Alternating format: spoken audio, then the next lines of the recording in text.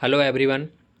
आज हम इस वीडियो में उत्तराखंड अधिशासी अधिकारी का जो एग्ज़ाम है 26 नवंबर को, उसमें एक 10 नंबर का टॉपिक है सांख्यिकी विश्लेषण, आरेख और रेखा चित्र।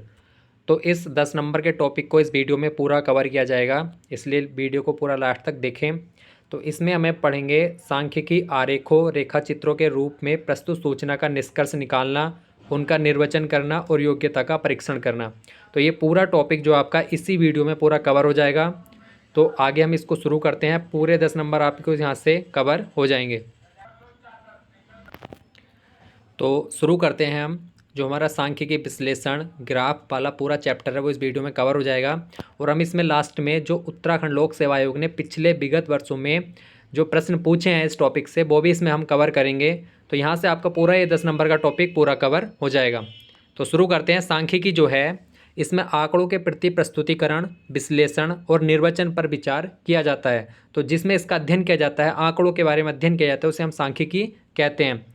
सांख्यिकी में जो आंकड़े होते हैं वो दो प्रकार से होते हैं, एक तो अवर्गीकृत होता है और एक होते हैं वर्गीकृत। तो पहले हम पढ़ते हैं अवर्गीकृत आंकड़े। अवर्गीकृत आंकड़े जो होते हैं वो केंद्रीय प्रवृत्ति की इनकी 3 माप जो होती हैं वो इस प्रकार होती है। एक तो माध्य होता है, एक माध्यक होता है, एक बहुलक होता है। तो ये भी प्रश्न पूछा गया है कि केंद्रीय प्रवृत्ति की जो माप है उसमें क्या नहीं आता। तो इसमें 3 आता है, चौथा ऑप्शन इसमें सही हो जाएगा, चौथा ऑप्शन इसमें नहीं आएगा। तो ये प्रश्न भी आ रखा है एग्जाम में। तो सबसे पहले हम देख लेते हैं माध्य कैसे हम कैलकुलेट करते हैं। तो माध्य जो होता है वो सभी प्रेक्षणों का योग होता है और नीचे जो है उनकी कुल संख्या होती है। अभी हम इसका फॉर्मूला देख रहे हैं, फिर इस पर हम एक एग्जाम्पल भी सोल्व करेंगे। तो सभी प्रेक्षण का योग और नीचे आ जाता है प्रेक्षण की कुल संख्या। माध्यक की बात करें तो मध्य प्रेक्षण ज्ञात करना, मतलब जो मध्य की संख्या होती है उसे प्रेक्षण को ज्ञात करना। तो सबसे पहले हम देख लेते हैं, अगर n विषम संख्या है तो इसका फॉर्मूला माध्यक निकालने का ये होगा, माध्यक n+1/2 बा जो पद होगा, मतलब सबसे पहले जो आंकड़े दिए होंगे उसे हम आरोही क्रम में लिखेंगे। उसके बाद अगर उनकी संख्या देखेंगे कि n जो है मतलब टोटल जो आंकड़े हैं, अगर 10 हैं तो वो इस तरीके से सम हो जाएगा, अगर 11 हैं तो वो विषम हो जाएगा। तो सबसे पहले हम देखेंगे कि सम है या विषम है संख्या। तो अगर संख्या विषम है तो माध्यक जो है वो n+1/2, मतलब इस प्रकार से एग्जाम्पल देख लेते हैं। अगर 11 है तो 11+1 करके जो बटे 2 कर देंगे तो छठवां पद जो पद होगा, 6वां जो पद होगा वो माध्यक कहलाएगा। अगर n सम है मतलब 10 आंकड़े हैं टोटल, तो सम है तो n/2 5वां पद और n/2+1 मतलब 6वां पद। तो 5वें और छठे पद का जो योग है उसका आधा कर देंगे तो वो हमारा जो है माध्यक निकल आएगा। अभी इस पर हम एग्जाम्पल देखेंगे। बहुलक क्या होता है, सबसे अधिक बार आने वाली जो संख्या होती है वो बहुलक कहलाती है। परिसर या परास क्या होता है कि जिसमें आंकड़े हैं उसमें अधिकतम मान जो होता है और जो निम्नतम मान होता है उनका जो घटान होता है वो परिसर या परास कहलाता है। इन चारों पर हम एक एग्जाम्पल देख लेते हैं, यहाँ से आपको अच्छे से समझ आएगा। एक टीम ने फुटबॉल के 10 मैचों में निम्नलिखित गोल किए। तो इस प्रकार से गोल किए थे, पहले मैच में 2 गोल, दूसरे में 3, इस प्रकार से 10 मैचों में ये गोल फुटबॉल टीम ने किए हैं। तो सबसे पहले हमारा कार्य है कि हम इसको आरोही क्रम में लिख दें। तो हमने इसको आरोही क्रम में लिख दिया कि मतलब सबसे पहले सबसे छोटी संख्या, फिर उसके बाद बढ़ती चली जाती है संख्या। तो ये हमारा आरोही क्रम हो गया।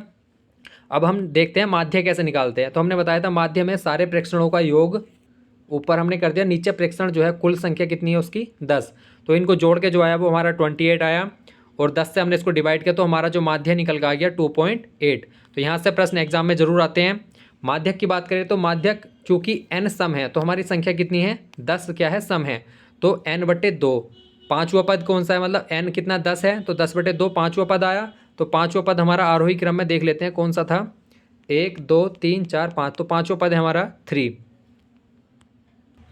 फिर देखते हैं n/2+1, मतलब n/2 हो गया 5वां प्लस 1 मतलब 6वां पद कौन सा है, तो 6वां पद भी हमारा 1 2 3 4 5 6 वो भी 3 है।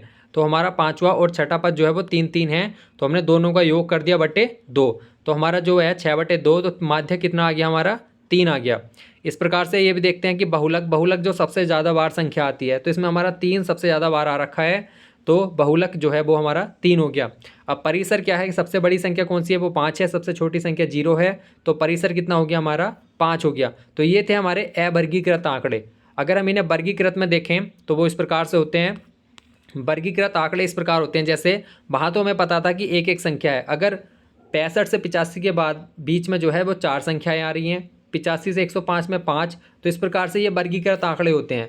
तो यहाँ से निकालने का माध्यिका का फॉर्मूला ये है और बहुलक का ये है। ये जो है थोड़े लेंथी सवाल है, तो ये एग्जाम में ऑब्जेक्टिव में नहीं पूछे जाएंगे, तो ये आपको इतना ध्यान देने की ज़रूरत है नहीं, लेकिन बस इसलिए लिख दिया मैंने। लेकिन इस फॉर्मूले पे सवाल आपका आएगा। जब वर्गीकृत आंकड़े होते हैं तो वहाँ पे एक रिलेशन बन जाता है कि 3 माध्यिका इक्वल्स 2 माध्य प्लस बहुलक। तो ये जो फॉर्मूले इस पे सवाल पूछा जाएगा, यहाँ से सवाल आने के चांसेस बहुत कम है, तो इस फॉर्मूले को आप याद रखें। यहाँ से भी अभी हम जब एग्जाम्पल देखेंगे तो यहाँ से इस फॉर्मूले पे आपको एक सवाल मिलेगा उसमें। अब माध्य की बात करते हैं तो माध्य 3 प्रकार के होते हैं, समांतर माध्य, गुणोत्तर माध्य, हरात्मक माध्य। तो इनके ऊपर भी हम सवाल देखेंगे।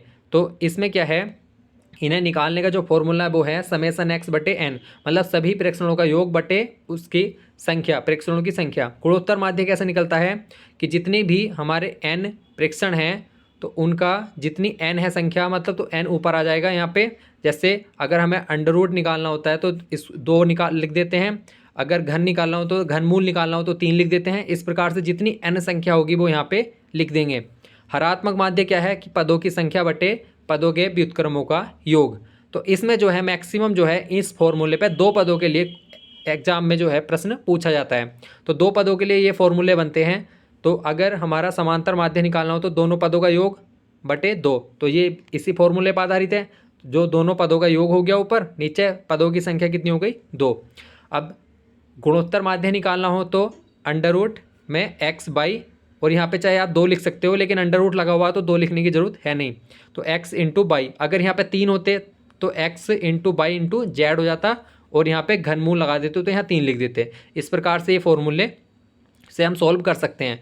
बाकी जो है हरात्मक माध्य निकालने का फॉर्मूला ये है 2 पदों के लिए 2x बाई बटे x बाई। इसमें एक संबंध होता है, इस पर भी प्रश्न पूछा जाता है। गुणोत्तर माध्य का स्क्वायर इक्वल्स होता है हरात्मक माध्य इंटू समांतर माध्य। तो इनका फॉर्मूला है, इस पर भी सवाल पूछा जाएगा। तो इन तीनों पे हम एक क्वेश्चन देख लेते हैं। अब 1 2 3 4 5 6 10 तक जो है ये आंकड़े दे रखे हैं, इनका हमें समांतर माध्य निकालना है। तो सबसे पहले हमने पता है कि समांतर माध्य के लिए सबसे पहले हमने इनको जोड़ दिया। नीचे क्या है, प्रेक्षण जितने भी आंकड़े उनकी संख्या 10, तो हमारा समांतर माध्य आ गया 5.5। अगर हम बात करें कि गुणोत्तर माध्य कैसे निकालते हैं, तो गुणोत्तर माध्य है, हमें ये आंकड़े दिए हुए हैं 3 9 27 81 243। तो सबसे पहले हमें पता है कितने आंकड़े हैं, 5 आंकड़े हैं। तो हमें पता था कि जो n होता है वो यहाँ पे हम लिख देंगे। अगर 2 आंकड़े दे रखे हैं तो 2 लिखेंगे, 3 दे रखे हैं तो 3 लिखेंगे। फिर अंडर रूट के जो है हम सबकी मल्टीप्लाई कर देते हैं। तो इसे सोल्व करने के बाद जो है वो 3 की पावर 15 बन गया। तो 3 की पावर 15 बन गया, तो 3 की पावर 15 को हम कैसे लिख सकते हैं, 3 इंटू 5 करके। तो यहाँ से जो है 5 से 5 ये कट जाएगा, ये बटे में 5 आ जाएगा, तो 5 से 5 कट जाएगा, बचेगा कितना हमारा 3 की पावर 3। तो 3 3 नोतिया 27 हमारा आंसर हो गया। तो ये हमारा जो आंसर हो गया गुणोत्तर माध्य इस प्रकार से निकलेगा। अब बात करते हैं हरात्मक माध्य कैसे निकलेगा। तो 2 आंकड़े हमें दिए हैं 8 और 12, तो इसका हरात्मक माध्य हमें निकालना हो तो ये हमारा फॉर्मूला है 2x बाई बटे x प्लस बाई। तो 2 इंटू 8 इंटू 12 अपॉन में 12 और 8 को हमने जोड़ के 20 लिख दिया।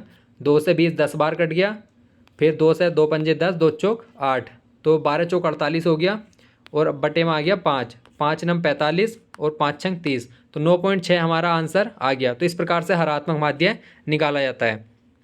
अब एक प्रश्न है हमारा कि अगर हमसे गुणोत्तर माध्य दिया है 16, समांतर माध्य 32 दिया है, तो हमें अगर हरात्मक माध्य पूछा है तो वो कैसे निकलेंगे। तो इसलिए इस फॉर्मूले का यूज किया जाता है कि गुणोत्तर माध्य का जो स्क्वायर है वो हमारा 16 का स्क्वायर हो गया, और इंटू में क्या है हरात्मक माध्य, और इंटू समांतर माध्य। समांतर माध्य ये हो गया, हरात्मक माध्य में निकालना है। तो 16 का स्क्वायर 16 इंटू 16, 32 इधर बटे में आ जाएगा, तो 16 दूनी 32 और 2 से 16 को डिवाइड किया 8, तो हमारा हरात्मक माध्य यहाँ पे 8 आ गया। तो ये दोनों फॉर्मूले आपको याद रखने हैं। एक तो ये कि गुणोत्तर माध्य, समांतर माध्य और हरात्मक माध्य में क्या संबंध है, दूसरा जो है बहुलक, माध्यिका और माध्य में क्या संबंध है। तो ये दोनों फॉर्मूले आप जरूर नोट कर लें, यहाँ से आपको प्रश्न एग्जाम में मिलेंगे। आगे देखते हैं अब आरेख द्वारा आंकड़ों की प्रस्तुति कैसे करते हैं। तो जो है सामान्यतः 4 प्रकार से आरेख बनाए जाते हैं, दंड आरेख, आयत, वृत्त आरेख, रेखीय आरेख। इस पे आपको एक आरेख बना के दे दिया जाएगा, उसके नीचे आपको 5 प्रश्न दिए जाएंगे। एग्जाम में जो है मैक्सिमम पॉसिबिलिटी यहीं से है, 5 नंबर का जो क्वेश्चन आपका यहीं से आएगा, बाकी 1 1 2 नंबर के जो है वो पहले जो हमने पढ़ा दिए उससे आएंगे। तो रेखीय आरेख देखो इस प्रकार से बनता है कि किसी भी आंकड़ों को हम अगर इस प्रकार से प्रस्तुत करें तो रेखीय आरेख हो गया, दंड आरेख हो गया इस प्रकार से, किस प्रकार से लिंग अनुपात है ये हमारे, और यहाँ पे हमने स्टेट के नाम लिखे हैं, तो ये दंड आरेख हो गया। आयत आरेख की बात करें तो आयत आरेख इस प्रकार से बनता है, और पाई चार्ट जो है वो इस प्रकार से बनता है। तो ये चारों जो हैं इस प्रकार से आपको मिलेंगे, और इन्हीं में से कोई एक या दो भी पूछ सकता है। अगर 10 नंबर का टॉपिक है तो इन्हीं में से 2 जो है डायग्राम आपको दे दिए जाएंगे, और हर एक के नीचे 5-5 प्रश्न आपको दे दिए जाएंगे। तो यहाँ से प्रश्न बनते कैसे हैं इस प्रकार से हम देख लेते हैं। पाई चार्ट ये वाला हमारा 2016 उत्तराखंड पीसीएस प्री में आ रखा है। तो ये सबसे पहले हमें पता होना चाहिए कि ये 360 डिग्री का होता है, 100 डिग्री नहीं होता है। यहाँ पे आप कन्फ्यूजन नहीं होना, 100 डिग्री नहीं होता है, यहाँ पे 360 डिग्री होता है। तो 360 में जो है ये विभिन्न फसलें जो हैं उनको डिवाइड करके यहाँ पे दिखाया गया है। तो इसमें प्रश्न पूछा है पहले कि किन फसलों का समूह जो है वो कुल ज़मीन के 50% जो है कवर करता है। तो 50% का मतलब है कि 3-3 फसलें हमें दी हैं, तो किन्हीं भी 3 फसलों का योग हमारा कितना होगा, मतलब आधा अगर बात करें तो 360 का तो 180 हो गया। तो 3 फसलों का योग जो है वो 180 आना चाहिए। तो 3 फसलों का योग जो है 180 किस किस का आ रहा है, तो धान, गेहूँ, जौ। तो हमें सिंपल सा भी दिख रहा है कि जहाँ पे सीधी लाइन हो जाएगी यहाँ पे इस प्रकार से, तो इधर का जो है 180 आ रहा है। अगर हम इधर की बात करें तो इधर 4 फसलें हो रही हैं, जबकि ऑप्शन में 4 है नहीं, तो हमें इधर से 3 फसलें ले लेनी है, धान, गेहूँ, जौ। तो धान, गेहूँ, जौ है, इस प्रकार से इनका योग किया तो 180 आ गया। तो 50% जो है ये कवर कर रहे हैं, तो ये हमारा ऑप्शन हो गया सी सही। तो ये उत्तराखंड पीसीएस प्री के एग्जाम में प्रश्न आ रखा है। यहाँ से इसी के नीचे 3-4 प्रश्न दिए हुए थे, तो इसी प्रकार से आपको आने वाले एग्जाम में प्रश्न मिलेगा। ज्वार के अंतर्गत क्षेत्रफल 1.5 एकड़ है, तो धान के अंतर्गत कितना होगा। तो ज्वार ने कितना एरिया कवर किया हुआ है, 18 डिग्री, एकड़ कितना है 1.5। तो अगर हमें 1 डिग्री का निकालना हो तो सबसे पहले हम क्या करेंगे, 1.5 को 18 से हमने डिवाइड कर दिया, क्योंकि हमें 1 डिग्री का निकालना है। फिर उसके बाद इन्होंने पूछा कि धान के अंतर्गत कितना होगा। तो धान के अंतर्गत कितना दे रखा है, तो 72% दे रखा है। तो हमारा 1 डिग्री का इतना आया है, तो हमने इस पर 72 में मल्टीप्लाई कर दिया 1 डिग्री का, तो 1.5/18 और इंटू में 72, तो 18 चौक 72, 4 बार आ गया, और 4 की हमने 1.5 में मल्टीप्लाई करी तो 6।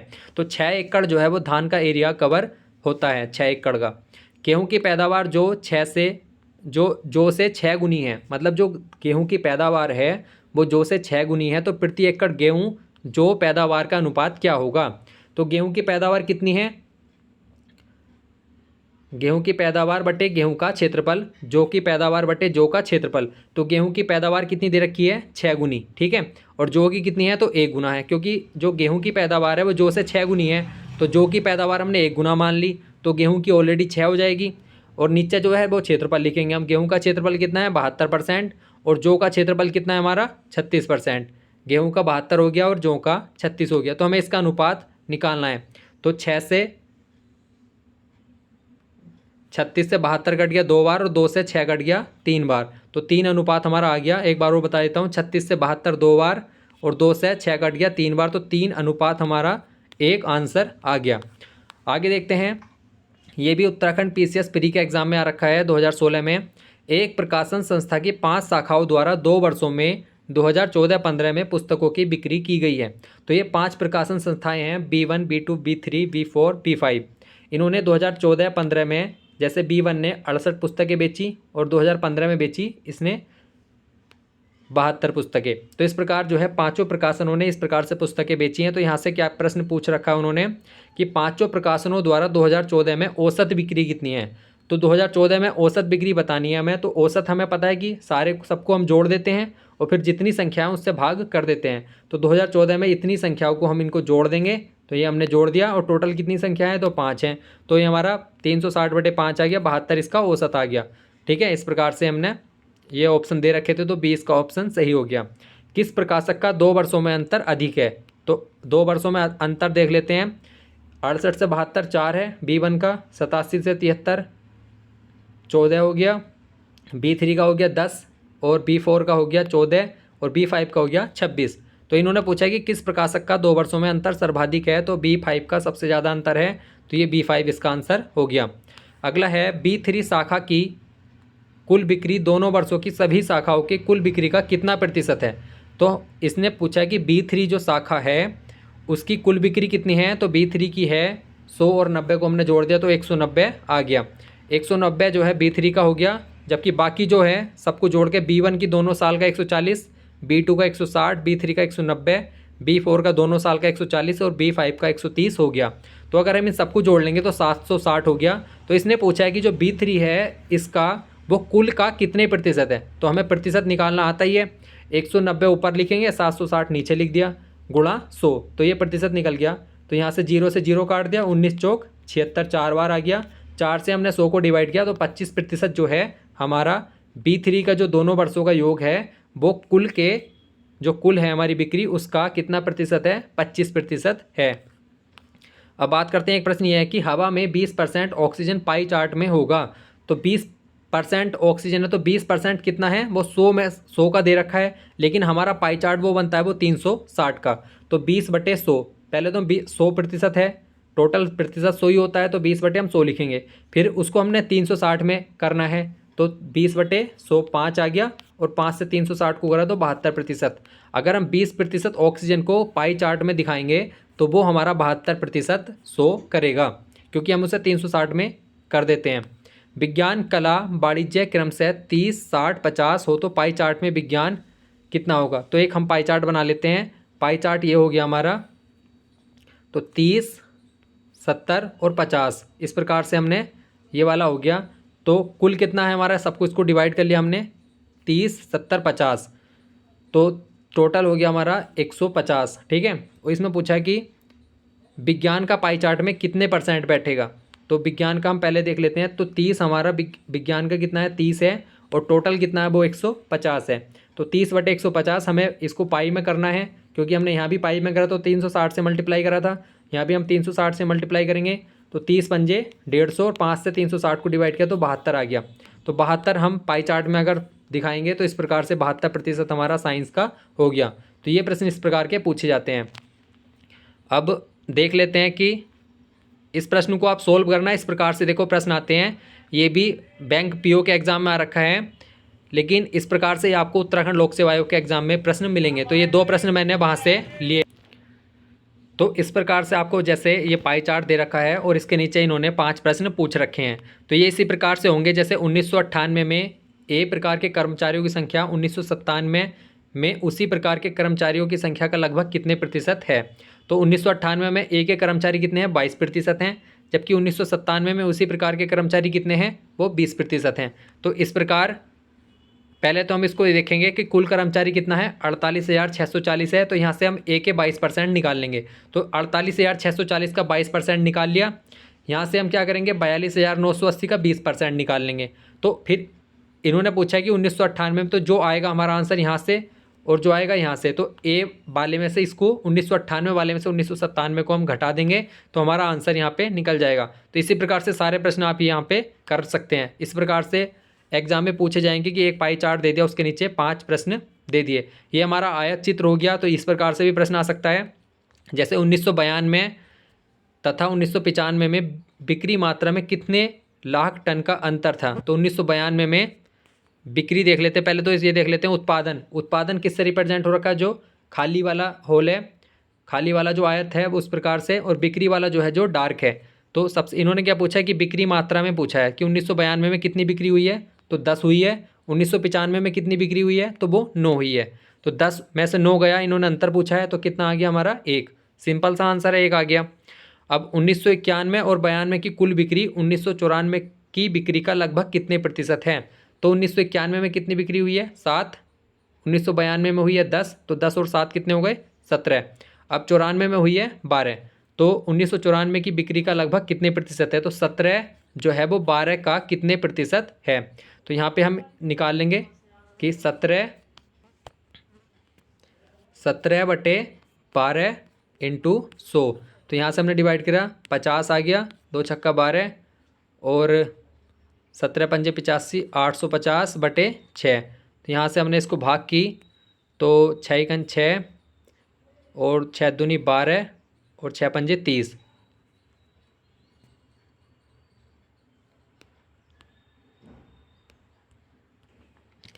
तो यहाँ पे जो है कि टोटल हमारा 17 था, जो 1991 और 92 की कुल बिक्री है, और बटे में हमारा है 1994 की बिक्री, गुणा इंटू 100। तो इसको हमने 2 छक्का 12 और 2 से 100 को करा 50 बार, 17 की 50 में मल्टीप्लाई करके कितना हो गया 850 बटे 6। तो अब हम इसको भाग करेंगे 850 को 6 से। तो 850 को 6 से भाग किया तो 6 6 और 6 चौक 24, एक बचा, और 6 6, तो मतलब 140 के अप्रोक्सीमेट आ रहा है, इसमें ऑप्शन नहीं है। तो 140 का आपका आंसर सही हो जाएगा लगभग में, इन्होंने लगभग में ही पूछ रखा है, तो 140 इसका आंसर सही है।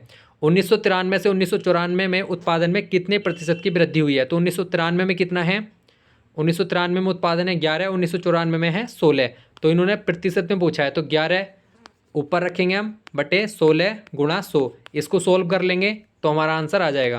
तो इस प्रकार से आप प्रश्न सोल्व कर सकते हैं। अभी हम उत्तराखंड के जो लोक सेवा आयोग ने प्रश्न पूछे हैं उसको देख लेते हैं। प्रेक्षण 12, 18, 14, 19, 15, 20 की माध्यिका क्या होगी? तो माध्यिका हमने बताया था, इसको पहले हमने आरोही क्रम में लिखा। अब इसमें देख लेते हैं कि n जो है वो सम है या विषम है। तो कितनी है, n सम है, क्योंकि 6 आ रहा है अंश, जो टोटल कुल प्रेक्षण है वो 6 है, तो सम हो गया। सम का हमें पता ही है कि सम का जो है n/2 तीसरा पद और n/2 + 1 मतलब चौथा पद, तो 15 और 18 इन दोनों का योग करके हम उसका आधा कर देंगे। तो 15 और 18 को हमने जोड़ दिया तो 33/2 16.5 जो है इसकी माध्यिका हो गई। मतलब माध्यक और माध्यिका एक ही होते हैं, इसमें दोनों में कन्फ्यूजन नहीं होना है। अगला देखते हैं प्रश्न। अगला प्रश्न है हमारा कि निम्न आंकड़े बढ़ते क्रम में व्यवस्थित किए गए हैं, यदि माध्यिका 63 हो तो x का मान होगा। तो इस प्रकार से प्रश्न पूछ सकते हैं। तो हम पहले आंकड़े देख लेते हैं क्या है। तो पदों की संख्या हमारी कितनी, 10 है, मतलब सम है। तो 10 का आधा कितना हुआ, 5 और छठवां पद, मतलब पाँचवें और छठे पदों का अगर हम जोड़ करके आधा करेंगे तो वो माध्यक होगा। तो पाँचवा पद क्या हमारा x है और छठा पद क्या है वो x/2 है। तो हमने क्या करा, x और x/2 को हमने जोड़ा, क्योंकि ये पाँचवा पद है ये छठा पद है, तो हमारा वही तो फॉर्मूला है n/2 और n/2 + 1, इन दोनों को हम जोड़ के इनका आधा कर देते हैं। तो n/2 5 आ गया, n/2 + 1 6 आ गया। तो पाँचवा और छठा पद कितना हो गया हमारा, पाँचवा पद x है और छठा पद क्या है x + 2। तो इन दोनों को हमने जोड़ा तो x और x 2x हो गया +2/2, तो 2x + 2/2 बराबर में हमें जो है माध्यिका इस बार दे रखा है, क्योंकि हमें x का मान निकालना है। तो 2 से इधर मल्टीप्लाई कर देंगे तो कितना हो गया 126। तो 2x + 2 बराबर कितना हो गया 126। अब 2 जो प्लस में इधर माइनस में चला जाएगा, तो 2x = क्या बचेगा, तो वो बचेगा हमारा 124। तो x क्या हो जाएगा हमारा 62, आंसर इसका हो गया। अगला प्रश्न है, ये फिर से वही प्रश्न है, यदि गुणोत्तर माध्य 16 है और समांतर माध्य 32 है तो हरात्मक माध्य क्या होगा? ये मैंने शुरू में लिख रखा है, सोल्व कर लिया था हमने पहले। तो ये इस प्रकार से इसी फॉर्मूले से निकल जाएगा कि g² इक्वल हो जाता है x × h के। तो g हमारा दे रखा, ये वाला फॉर्मूला हो गया, मतलब गुणोत्तर माध्य का स्क्वायर = होता है समांतर माध्य × हरात्मक माध्य। तो ये वाला फॉर्मूला लग जाएगा। अब यहाँ पे एक प्रश्न और आ गया, मैंने एक फॉर्मूला और बताया था, ये भी जो है उत्तराखंड लोक सेवा आयोग ने ही पूछ रखे हैं सारे प्रश्न, जो कोई लोअर पीसीएस के प्री में आ रखा है, कोई रेंजर के प्री में आ रखा है, और कोई जो है उत्तराखंड पीसीएस के प्री में आ रखा है। तो ये सारे प्रश्न वहीं के हैं, इसी प्रकार से जो है अधिशासी अधिकारी एग्जाम में पूछे जाएंगे। बहुलक का मान ये दे रखा है, माध्यिका का मान ये है, तो समांतर माध्य हमें निकालना है। तो हमें फॉर्मूला पता है 3 माध्यिका = मैंने बताया था 2 माध्य + बहुलक। तो हमें बहुलक निकालना है, तो हम 2 माध्य को इधर ले आए, तो 3 माध्यिका कितनी हमारी 16.5, तो 3 × 16.5 हो जाएगा। और बहुलक हमें दे रखा है, तो बहुलक हमारा हो गया 25.5।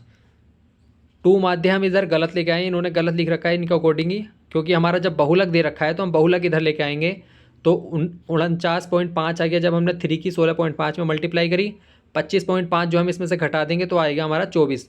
इधर हमारा 2 माध्य है, तो 2 इसके बटे में चला जाएगा, तो हमारा माध्य हो जाएगा 12। तो ये वाला जो हमारा प्रश्न हो गया। अब कुछ और प्रश्न है, निम्नलिखित में से किसकी गणना आलेखन रीति से नहीं हो सकती? ये भी प्रश्न आ रखा है। तो समांतर माध्य की नहीं हो सकती, क्योंकि ये गणित एवं सांख्यिकी में नमूने आंकड़ों की एक गणितीय माप है, तो ये ग्राफ विधि से नहीं होगा, ये आलेख रीति से नहीं होता, क्योंकि इसका कोई आलेखन नहीं बनेगा। एक आवर्ती वितरण में निम्नलिखित में से किसके एक से अधिक मान हो सकते हैं? तो एक से अधिक मान हो सकते हैं बहुलक के। क्यों हो सकते हैं? क्योंकि अगर जैसे ये संख्या दे रखी 1 2 2 3 3 3, तो यहाँ पे 2 भी 3 बार आ रहा है, 3 भी 3 बार आ रहा है, तो दोनों बहुलक हो जाएंगे। तो बहुलक जो है एक से अधिक हो सकते हैं। अगला प्रश्न है, निम्न पाई चार्ट में से किसी निश्चित स्थान का वार्षिक कृषि उत्पादन दिखाया गया। यदि कुल उत्पादन 8100 टन है तो चावल का भाग कितना होगा। तो कुल उत्पादन कितना है, 8100 टन।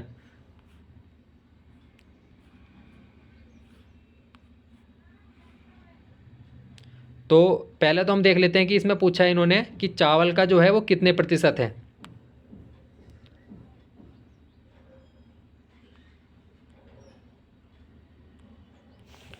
तो इसमें सबसे पहले हम क्या करेंगे, तो 360 पूरा हमारा पता है, पाई चार्ट 360 का होता है। हमारा चावल का एरिया कितना है, तो 40%, तो हमने 40 से इसको डिवाइड किया तो हमारा आ गया 9। अब कुल उत्पादन है हमारा 8100, तो हम चावल का जो 9 रखा है उससे हम डिवाइड कर देंगे, तो 9 9 8100, 900 टन इसका आंसर हो जाएगा। अगला प्रश्न है कि किसी अर्थव्यवस्था पाई चार्ट में दे रखी है, कृषि, यातायात और अन्य क्षेत्रों को इसमें दर्शाया गया है। यदि कृषि पर कुल व्यय 150 करोड़ हो तो यातायात पर कितना होगा। तो कृषि पर जो है 37.5% जो है वो 150 करोड़ है, तो हमारा जो है यातायात पर कितना होगा। तो सबसे पहले हम क्या करेंगे कि 150 जो है पहले हम निकालेंगे 1 डिग्री के वैल्यू। तो एक डिग्री की कब निकलेगी, जब हमारी 150 को हम 37.5 से भाग करेंगे। तो 150 को हमने 37.5 से भाग किया, ये हो गया इतना एरिया। फिर हम इसको 17.5 से मल्टीप्लाई करेंगे क्योंकि हमें यातायात का निकालना है। तो जितना भी 1 डिग्री का है तो उसमें हमने 17.5 से मल्टीप्लाई कर दिया, तो वो हमारा आ गया 70 करोड़। अगला है, किसी कंपनी के 6 कर्मचारियों की मासिक आय इस प्रकार से है 15,000, 18,000, 17,500, 30,000, 17,500, 28,000, मतलब टोटल 6 कर्मचारी हैं। तो कर्मचारियों की संख्या जिनकी आय बहुलक से अधिक तथा माध्य से कम होगी। तो सबसे पहले तो हम निकाल लेते हैं कि बहुलक क्या है इसका। बहुलक कौन सी संख्या 2 बार आ रही है, तो 17,500 आ रही है, फिर बाकी सारी एक बार आ रही हैं। तो 17,500 हमारा क्या हो गया, बहुलक हो गया। अब माध्य देखते हैं, माध्य कैसे निकालेंगे, हम 6 की 6 जोड़ देंगे और 6 से हम इसको डिवाइड कर देंगे। तो माध्य कितना आ गया हमारा 21,000। अब इसमें ये देखते हैं कि बहुलक से तो ज़्यादा है संख्या, कर्मचारियों की संख्या जिनकी आय बहुलक से अधिक तथा माध्य से कम होगी। तो बहुलक है 17,500 और माध्य है कितना 21,000। तो 21,000 से इसकी ज़्यादा है, इसको हमने हटा दिया, इसको भी हटा दिया, और 17,500 से अधिक पूछा तो ये भी हट गए और ये भी हट गया। तो एक ही कर्मचारी बचता है क्योंकि 18,000 जिसकी बहुलक से ज़्यादा है और माध्य 21,000 से कम है। तो इस प्रकार से प्रश्न पूछे जाते हैं। अगला प्रश्न है कि एक रेखा चित्र में कंपनी में कार्यरत इंजीनियर, मजदूर और प्रशासकों का प्रतिशत है।